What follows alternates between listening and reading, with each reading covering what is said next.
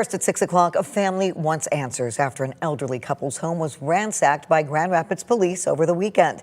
It happened after officers responded to reports of an assault in the neighborhood. Today, 13 On Your Side's Lauren Baker went through the home and spoke to the family.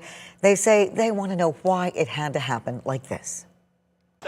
Outside the Liptrop's family home paints a picture of peace, love, and family. But inside, this was set up. This was my dad's office. It was set up like an office. It was nothing like this. Paints a different story.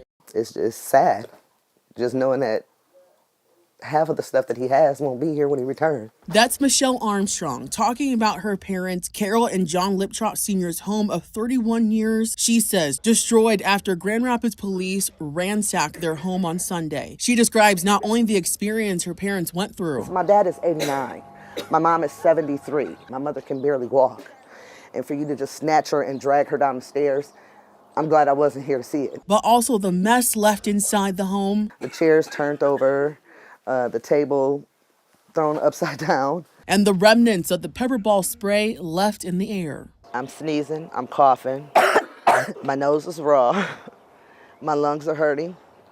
You can't stand there very long. Grand Rapids Police says officers responded to the home for a report of a domestic assault call where at one point a man was seen strangling a woman outside the home. When officers tried to get the couple to come up from the basement inside the home, the male suspect claimed to have a gun and threatened police. That's when officials obtained a search warrant, entered the home, and removed the victim. The suspect, who Armstrong identifies as her brother, was not found. Armstrong says she understands police have to do their job, but questions if it had to be done like this. I don't take away from that. You have to do your job, but you didn't have to do it so violently. My parents are my best friends, so to see my mom in the state that she was in, it was hurtful to know I couldn't get to her. Kent County Commissioner Robert Romack says this isn't the first time a home has been ransacked like this in Grand Rapids. From over 15 families I've heard, we don't live in squalor. If we let the news in, they're going to think this is how we were living, and this is how people think of our community. Which is why Armstrong says she wanted to share her parents' story. It was heartbreaking to see my parents like that. I never seen my dad cry. Until that day, I see my dad cry. As she and her family clean up what's left and try to move on. Lauren joins us now. Lauren, has the Grand Rapids Interim Police Chief Joe Trigg spoken about this?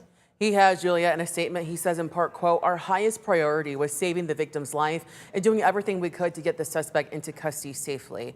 Officers could not, in good conscience, allow the elderly couple back into the home without a thorough search. And due to some ongoing renovations in the home, there were areas behind the drywall and other atypical locations where an adult could be hiding. That required investigation.